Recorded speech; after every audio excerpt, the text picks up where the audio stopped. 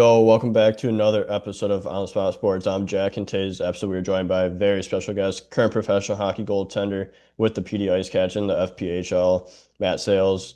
Matt spent 4 years at NCAA Division III college hockey at Nazareth College, and before that, he spent time with the Protect Junior Ducks and the New Jersey 87s and the EHL, the Northern Cyclones and the NCDC, and the Northern Cyclones and the USPHL Premier. So I'm really excited to get you on, Matt. This is your first pro season, so I'm ready to dive into your career. So welcome to the show, Matt Sayles. Thanks for having me, Jack. Excited to be here. Yeah, of course. But to start things off, like how like it's obviously your first year in the FPHL and pro hockey. Like how's your first year at pro treating you? It's been really good for me as a new guy to pro hockey, not really knowing what to expect, especially coming into a brand new organization like PD. Kind of a lot of things up in the air in terms of what's it going to be like, how are the guys going to be, and I've honestly fallen in love with the process all over again. Playing professionally, it's been a blast and honestly an honor to be able to get up and go to the rink every day, and just to continue to do this because I feel like in my mind it's you have all the guarantees or as many guarantees as you think you can get in hockey, where it's like, all right, I go to college. I can guarantee myself 4 more years of playing, whether it's NCAA or whether it's club. But when you get to that threshold afterwards, where you're making that decision of, do I just jump into the grind of everyday life or do I go do something different? For me, it was take the opportunity to play professionally, and I wouldn't change it for the world. It's been nothing but just gratitude, really, has been the word that I've used for it.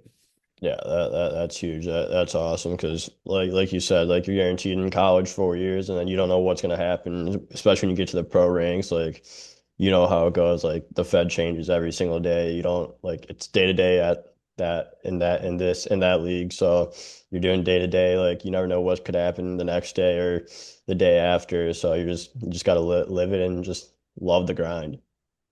Exactly. Yeah. Stack it day by day. Eventually those days turn into weeks, and over time they turn into months, and you kind of look back and you're like, wow, like a lot's happened in what feels like a very short amount of time. So it's just kind of, again, just having that appreciation every day, getting to step on the ice and say, hey, like I get to not only keep playing hockey as a professional, but I'm also now getting paid to do it as well. It's a very it's a different feeling from anything else I'd experienced before. I mean, not that money is a true motivator, especially at the federal level, but it's one of those things where it's a really cool kind of saying that you did it and you got to this level that very few of your peers that you grew up playing with make it to. So it's cool that way. Yeah, for sure. So like how has your season been individually and team wise? Like you're 2-0 right now, so you're off to a hot start with the games you played. So how are you doing individually and how's the team doing?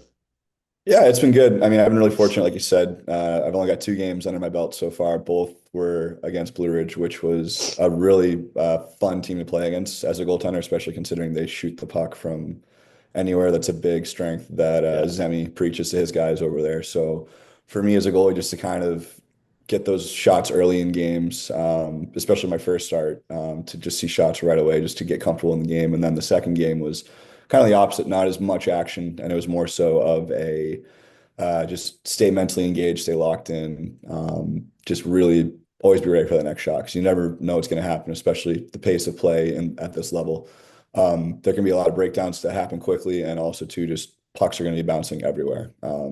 So those have been the big things that I've noticed in my first few games. The team, we're competing. We're a good team. We definitely have a lot of swagger, but it's part of being a newer team is understanding how to play with each other, learning the tendencies of guys. As goaltenders, we like to learn the tendencies of the guys shooting on us, whether they're a righty, lefty, where they like to place it, if they want to go glove high or blocker high, things like that. And just building on those kind of little mini blocks of understanding each other. We're a very tight-knit group off the ice, and I think we're in that stage of now it's, hey, we're in the heart of the season. It's just all about really us sticking together and realizing that the only ones that are going to get us the points that we need in the season and the results that we want for not only ourselves but for the fans is going to come within that room. And I think for us to see that from our leadership group down to the rookies to really buy into what's being preached to us has been really crucial in the success that we've had. Yeah, that's what it's about. It's just buying into the systems, and you have good leaders. You have Huey down there. You have Lordo, guys that have been in the league, have been in the SB. It's like they know what they're doing. Like I'm sure like their leadership also helps as well. Yeah, absolutely. I know, like Huey has played for Gary Graham, our head coach. He's played with him for a couple of years now. Lordo came over from Watertown. He was a captain over there.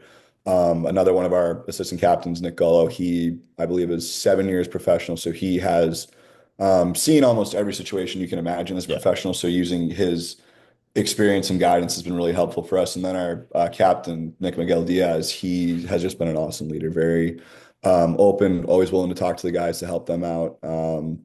Really treats you as an equal. And for me, as a rookie and pro, I'm not too familiar with how things have always been in the professional world, but I yeah, understand too, like being in a situation where you're hearing from certain veterans that, hey, like this is a really tight knit group, or hey, like the guys are really buying in to feel that on the ice with the results, and then to see it off the ice in the room. Just the guys being close. It's been awesome. It's been really fun. Like I said, leaning on those veterans, but also to kind of carving our own identity individualistically, but also to as a program.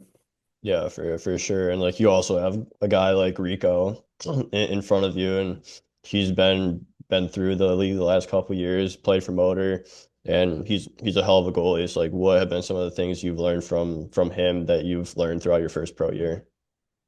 I mean, shoot, we could be here for a while if I went in Yeah, depth with all that. But Rico has been nothing short of awesome, especially for me. Like we keep talking about being a newer guy in pro hockey, having Rico as a partner who's been in it for 3 years already. This is his third season, and kind of gone through those trials and tribulations that younger guys go through, and really just being a sounding board for me if I have questions or just conversations about life outside the rink, whatever it may be. And it's really cool for Rico and I because our relationship extends beyond PD. We actually played against each other for my first 2 years of college. He was over at Chatham University down in Pittsburgh, and I was in Rochester at Nazareth. So we got to play against each other a lot. So there was a lot of mutual respect established early in getting to know each other. And this is the first year we've truly like spoken to each other on a consistent basis because in the past when you're playing against each other it's like, hey man, like great game, like yeah, good, best of luck the rest of the way. But now to be on the other side of it where he's my partner, I mean, we we are incredibly close as a goaltending core. We're very supportive of one another. Whenever he's in net, it's just, hey, I'm his biggest fan, and vice versa when I'm in net. And I mean, we even have a little celebration too that we do together after wins that I think the home crowd in PD has definitely grown a liking to. So for us, it's like, yeah. hey, we just want to make sure that every day that whoever's in the net support one another, do what you got to do for the team, and just enjoy all the positives and all the little victories that come with it on a day-to-day basis. Yeah, you're just having fun, going through the grind and making each other better with the friendly competition, and that always helps when you're pushing each other every single day, no matter who's in net. You're their biggest fans. Like you're just like the friendly competition really helps improve not only your game but your partner's game as well. Yeah, funny, quick little side story about that too is we we'll do like some of the guys, actually the whole team will do like a once a week fitness class together, and part of that fitness class includes running on a treadmill. So you have to maintain a base level, but also a push level. So Rico and Yeah, I were on the treadmills together. And so we're just setting our paces, and then one guy looks over to one treadmill, sees he's zero point 0.1 miles an hour faster. So then the other guy's like, no, no, no, no, no. So then we're just going back and forth, like yeah, boosting up our speeds and our inclines until we're basically just killing ourselves trying to keep up with one another. But and that like that's the biggest thing going back to the goalie relationship with Rico and I is, hey, we're gonna push each other and we're always gonna want the best for one another. And it's just little ways like that kind of keeps keeps everything fun, really just keeps everything fun for ourselves. And then seeing other little competitions beyond that with the other guys, it's fun to really be a part of that group where everybody's competitive and everybody wants to succeed at the end of the day. yeah. That's huge, and it's always gonna make you get better and push each other, especially when you're looking at the other treadmill and point one faster. You gotta go faster Got to than catch them. that. Gotta catch them. So you gotta just keep going back and forth, keep pushing your limits. Absolutely. Yeah, but prior to your pro career starting up, you played 4 years at Nazareth College, NCAA Division III. So like, what was the process like to commit to Nazareth and then your experience there?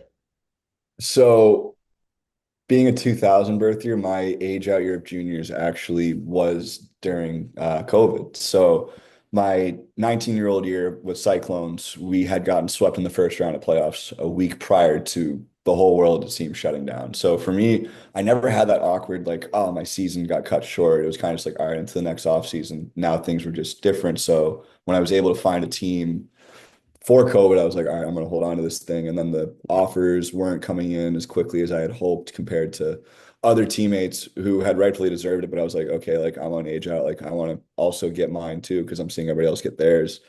And I got a couple of like pings early, nothing too crazy. A couple Division III schools, couple club teams had reached out to. Recruiting that year was just really tight, and I had sent out emails to a couple different schools. When it came down to it, it was honestly between University of Rhode Island, and I did have NCAA school I was talking to, Milwaukee School of Engineering, but we never formally set up a visit or anything. So I'm sitting here in April of 2020, kind of like, all right, what do I, or excuse me, 2021, just sitting here like, okay, like, what am I going to do? I guess I'll just go play at the University of Rhode Island, go play club for 4 years at a big school and just have fun. And then once the season like had ended, my coach from junior texted me and said, "Hey, like applied in Nazareth. I'm sending you the coach's information. Send an email." So I got in contact with George Roll through that line, and within a week and a half, we had set up a visit.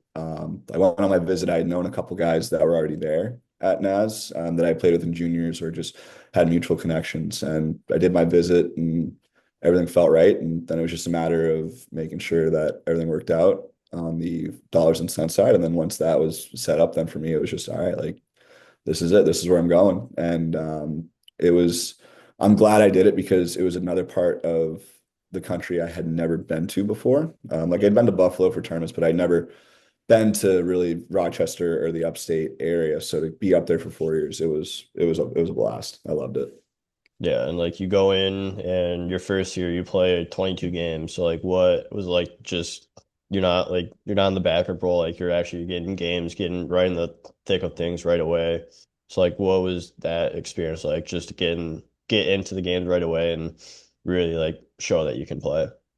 Honestly, it just kind of happened by chance where there was a goalie who was there before the year before I got recruited. He was a freshman, and then he had double hip surgery. So they wanted to bring in two goalies in my class. We did, and it just turned into like, hey, one of you two is going to be the guy. So someone's got to step up. And for me, it was all right. Like I'm getting challenged in this opportunity here. I have to earn my spot. Like, yeah, you get Yeah. to college, but nobody's satisfied just being there. You want to really contribute. So for me, it was just do my thing, just be happy to be there, enjoy the ride that college is, because everybody always talks about college, whether it's your parents, older siblings, friends, everybody's like, oh, I loved college. And for me, it was the same thing, like, hey, I'm going to enjoy it, but um, more so on the ice than off the ice, really take full advantage of that. And for me, it was just all right, hey, like you've proven yourself in practice, you're the guy now, take it and run with it. And I mean, I definitely look back on that time and think, yeah, I was fortunate to play as much as I did, and that honestly helped me for the later on stages of my career and getting me to where I'm at now. But I look back at too as I still had a lot of growing up and a lot of learning to do at that point. So it was good in a way to get that experience early, because I believe it prepared me to learn from where I wasn't as strong, whether it was off ice recovery, whether it was staying healthy, outside of the gym, outside of the rink, like your diet, all those little things. At each level that I've gotten to, I realize like how much more critical and how much more important, even now, that is. So ultimately, that was the biggest thing, was just understanding how to better take care of your body for a stretch where you're going to be playing that many games. And I didn't really come close to those numbers for the next 3 years, but even still, just what I had taken away from that one season was enough for me to be like, okay, like if I want to really be true to my dreams in hockey, then I got to make sure that I'm doing everything I can to, whether it's you play 22 games in a year, you play 2 games in a year. It's like, how can you be as ready as possible and prepared? Yeah, that's all it is. Just taking that opportunity, running with it, like, and being prepared. Like you could do everything, like the off ice, the recovery, like that's all going to lead to that success when you do get your chance. Like you guys just got to put the trust and the belief in yourself that you've done everything you can to prepare, and then you're ready to play the game and see how the game goes from there. Yeah, exactly. It's just, hey, you know what, you get the opportunity. That's the craziest thing is you get to a spot, you might not be expected to do a whole lot, and then next thing you know, the opportunity falls right in your lap. So it's then it comes down to what are you going to do with it? And for me, it was, well, I have this chance as a freshman. Let's see if I can really do something big here in my 4 years. And that was a great start to that process. Yeah, for sure. And like it gains your confidence and everything like that throughout the games, throughout the year. And then you go into your sophomore year, like what was your sophomore year? Like you put up 1.81 goals against average, 9.25 save percentage as well. So like that year was you played 10 games, but that year was obviously a good year for you and just like your numbers. Mhm. Yeah, I mean, that was the year that Raph, my goalie partner, who had missed, he was a freshman and had the surgery, he came back. And he played really well, to be honest. Like, I only got 10 games that year, but it wasn't because I was not good and he was better. It was more so we were both playing well. He just had a very hot start at the beginning of the year. And Yeah. I mean, he rightfully earned those games. So for me, going back to kind of the situation I'm in now, right? It's you don't necessarily know when you're going to get the next start because you're either a younger guy or the guy ahead of you is playing better. So for me, it was just, all right, like stay ready, stay ready, stay ready. And I mean, it showed itself that just staying with that process really pays off for me.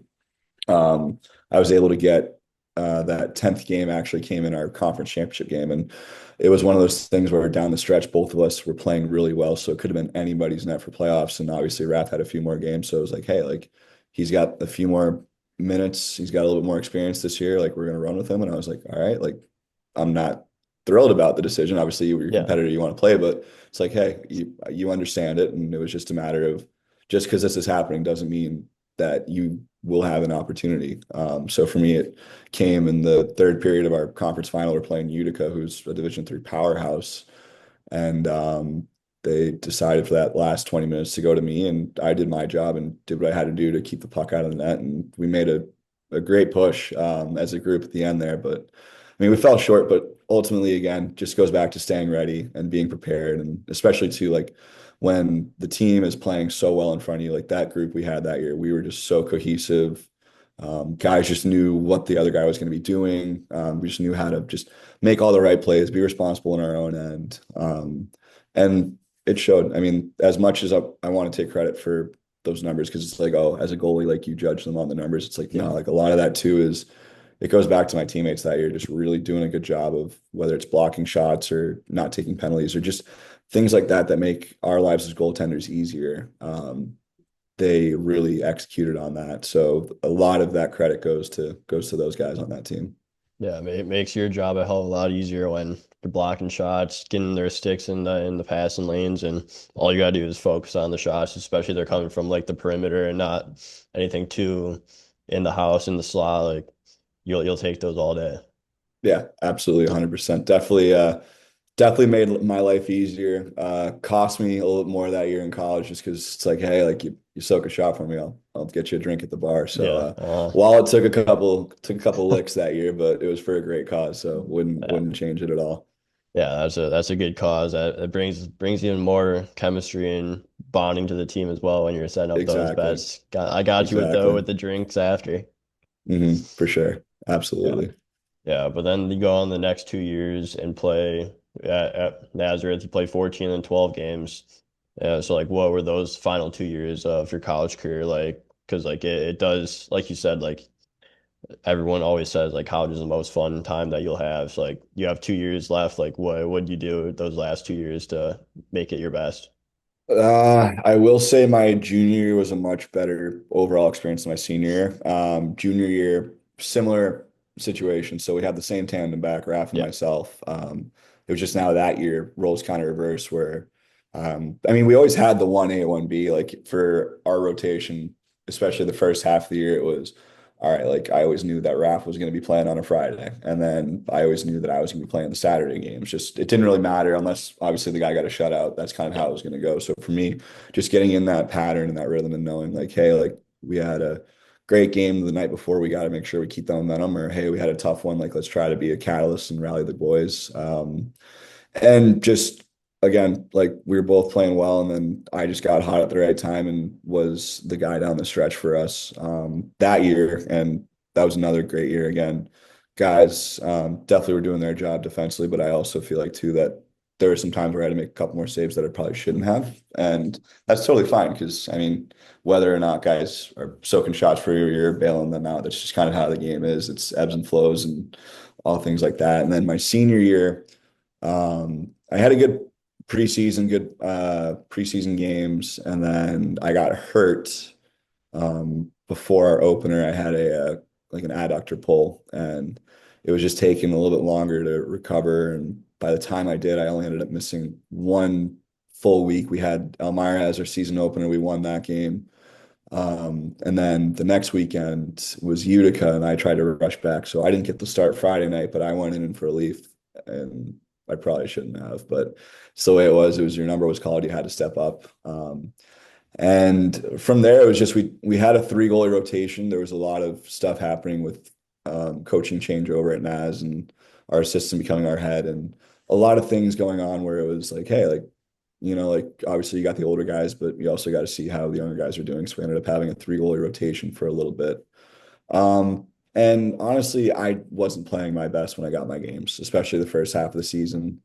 I was really gripping the stick a little bit too hard just because I was thinking like, oh my God, senior year, like I've already had two really good years. Like I got to have Yeah. another sick year, like try to get all these accolades when in reality, it just wasn't in the cards for me at that point. Like I probably should have instead taken the time to really recover, feel 100%.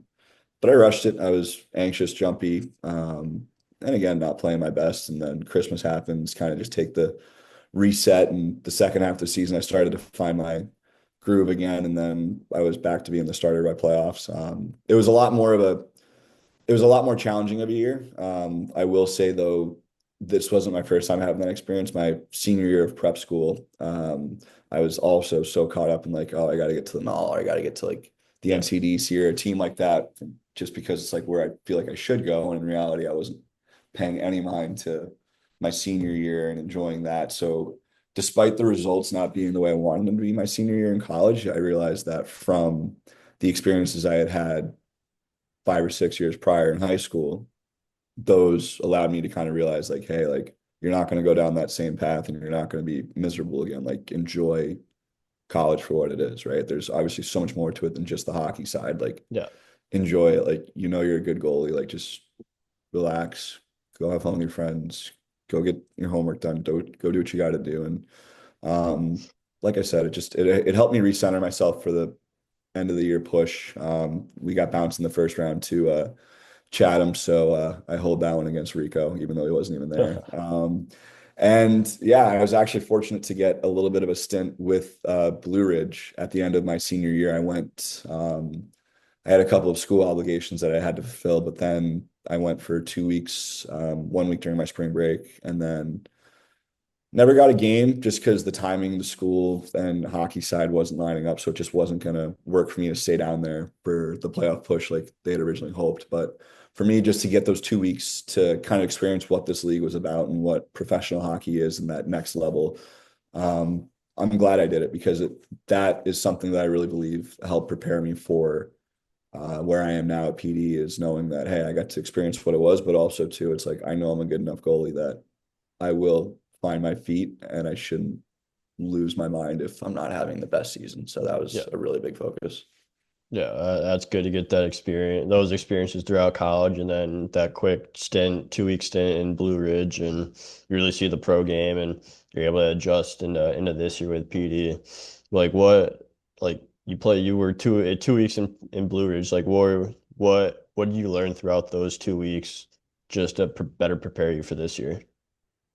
Um, I think for me, just seeing it firsthand and understanding like what exactly like the Fed is, because everybody's got their like their preconceived notions about it and Yeah, like what it is now. Like for me when I was there, like guys were playing like their hearts out. 'Cause it's also the playoff push, so it's like you wouldn't expect to see like as much rough and like fighting as you do sometimes, but it was more so of it was very skilled hockey, and it was I know the biggest thing that I took away as a goaltender was the the players there, like they know like where to place their puck. Like understanding like not only just like the top players on that team, but even like the bottom six guys, right? The back half pairing guys, like they uh they had a really unique way of placing the puck. And I noticed for goalies, it's a very hard spot to get to, right at your shoulder and off your toes. So seeing Yeah. that like these shooters are thinking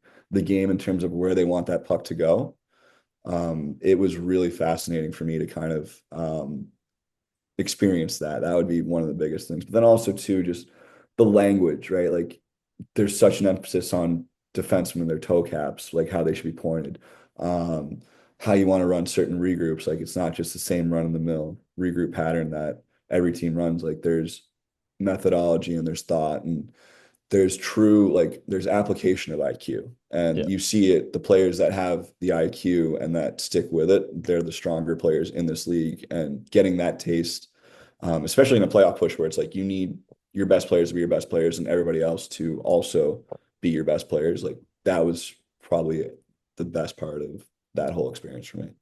Yeah, that's huge to learn from, and like you said, like guys can place their shots, and you make one bad read, like it'll end up in the back of your net. You make one bad, like you don't like head check quick, and there's a guy that slips back door and easy goal right there. So it's a lot to learn, and like guys can really place their shots wherever they want.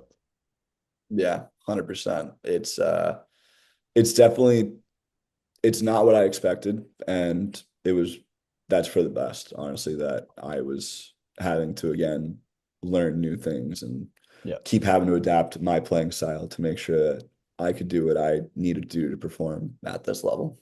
Yeah, for sure. But before your college career, you played prep school for 3 years, and then you played 2 seasons of junior hockey throughout the USPHL Premier, the NCDC for a quick stint there, and the EHL. So like, what was junior hockey like for you, and just prep hockey as well? Um, so prep hockey was awesome. I loved it. I mean, being on your own, I left home at 16 and was there until I was 18, living in the dorms. My roommate was actually from Georgia, where I'm from, so we had a good bond there. And then shipping the juniors, it was juniors was chaos. It was a lot of fun, but it was chaos. Like the one game I got in the NCDC was Cyclones. We had seven goalies on the ice before the practice before because like me and my premier partner had gotten called up. They had the two guys on the NCDC team, a U18 call up, and then another guy that they had brought in just to see how he would do. So I'm sitting there like, great, not getting any reps. I got a game tomorrow. I have no involvement in it. I get a Yeah, text later that night, hey, you're going to start for NCDC. I'm like, all right, what's going on here? But yeah, that year I was actually in a suit more than I dressed, and that year taught me a lot about really focusing on where you're at and really stay in the moment. Be where your feet are. Don't worry about being on the NCDC team if you're only on the premier team. Like be the best player on the premier team to earn the NCDC look. And that was something I was very short-sighted on. And then my following year with it being COVID, it was like, hey, I'm an age out. Like there's going to be an opportunity to play, grasp the opportunity and take it. So that was one where starting the year with the 87s in New Jersey, that was a lot of fun for me because it built my confidence up. We were a really good team and we knew that. So for me as a goalie, it's like, hey, just make the next save. Like the boys are going to bail you out. Like they're going to score goals. Just like do what you got to do, make the save. Like you know that you're not allowing more than one or two goals in a game just because of how yeah, good your defense is and all that. Then I got traded at midnight, right at the EHL deadline to ProTech. Went there. I had 10 games basically to earn a commitment, played in five of them, and then was in net down the playoff stretch. And honestly, was very grateful for that trade to happen because I don't think I would have been at Nazareth had I not accepted that trade. And I mean, it was a whirlwind for 2 years, but I wouldn't trade any of it for anything. Getting to live with my grandparents when I was with the Cyclones because they're from the Boston area, but then also living independently in two different parts of New Jersey was a lot of life experience gained that going into college, it felt like you were just a little more mature than your students or your classmates, I should say, just because you had seen what the real world is like beyond high school and prior to college. Yeah.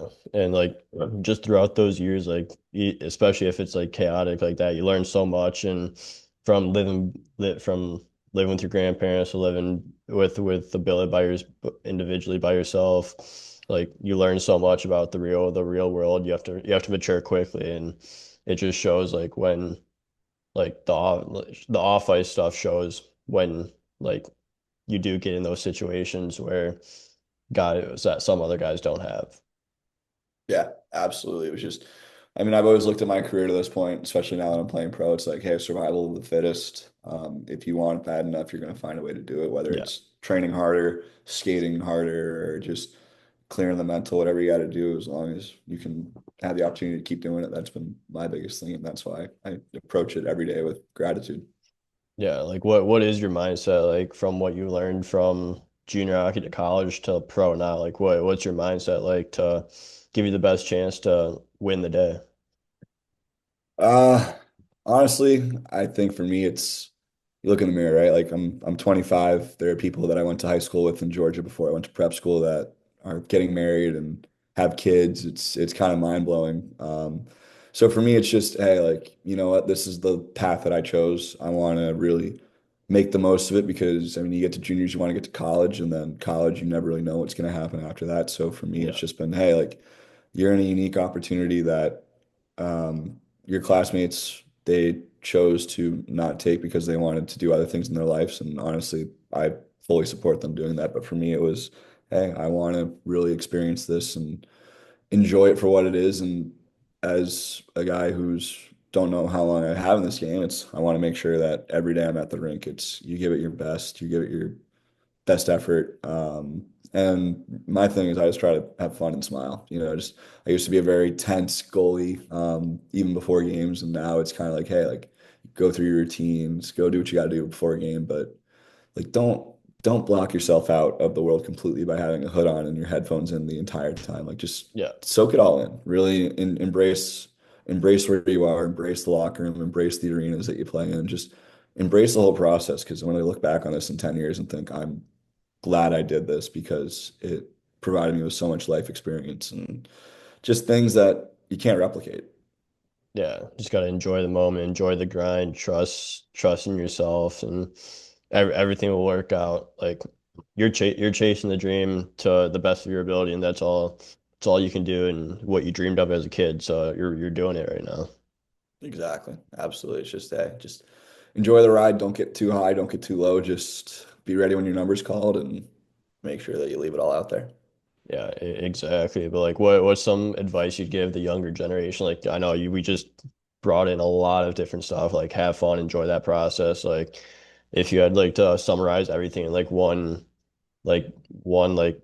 couple sentences, like what would that advice be for that younger generation looking to get to the next level? I think first and foremost, especially for the younger audience, like be a kid, right? Like Yeah, obviously if you love hockey and you want to play hockey, it's going to be there. But go have fun, go experience life because there will be a time where this becomes a job and you'll have to deal with those pressures that way. But at the same time, too, if you aren't enjoying your life as it is, it's going to be a lot tougher to enjoy your life when you're in that grind of doing what you love. yeah, Realistically, in my mind, it comes down to just have fun in everything you do. Even if it's a job, just enjoy it because if you love what you do, it's not a job. yeah, And if you're gracious enough and grateful enough to really embrace that and just enjoy waking up every day and doing that, then you're going to have a lot of success in the long run. yeah, Um, yeah, that's, I mean, probably not the most straight line advice I would say, but it's just, again, it comes back to just enjoy the ride for what it is. Enjoy yeah, the early mornings, the late nights. Fall in love with the process, really. Just fall in love with the process, focus on the process, and it will get you to where you want to be. yeah, exactly. It's you just got to go out there, have fun, enjoy it, and everything else will work out. Absolutely. Absolutely, Yeah. Jack, for sure. Yeah, but I have one last question for you Hmm. before you wrap this episode up. Like obviously like guys some guys like to listen to music, some guys don't. Like what are you a music guy and like what do you listen to before games? Ooh, all right. So I am a music guy. I only listen to it at certain points in my warm up. Um, But for me, I think like the core songs or artists, I'll go with the artists. Like I like Lupe Fiasco in my playlist. We're a Big X team down here in Florence. We love Big X the Plug, so I have that in my warm up. Little Eminem sprinkled in there, and then some Kevin Gates, Lil Wayne, Let It Rock is a song for me that just gets me in the right headspace for a game. Yeah, that's awesome. And you just gets you dialed, gets you focused. Like you just gotta do whatever you can to dial yourself in before the games. Yeah, I think it might have been, it's Kevin Rudolph, excuse me, not Kevin Gates, for the Let It Rock. So I apologize to him for that. But yeah. I'm sure he's listening to this podcast, Oh so yeah. he'll be Oh yeah. disappointed. My bad on that one. Yeah, but Matt, thank you again for coming on the show. This is a lot of fun. I just want to say I appreciate your time and want to wish you the best of luck going forward with Pee Dee. Thank you, Jack. Really appreciate the time and thanks for having me on.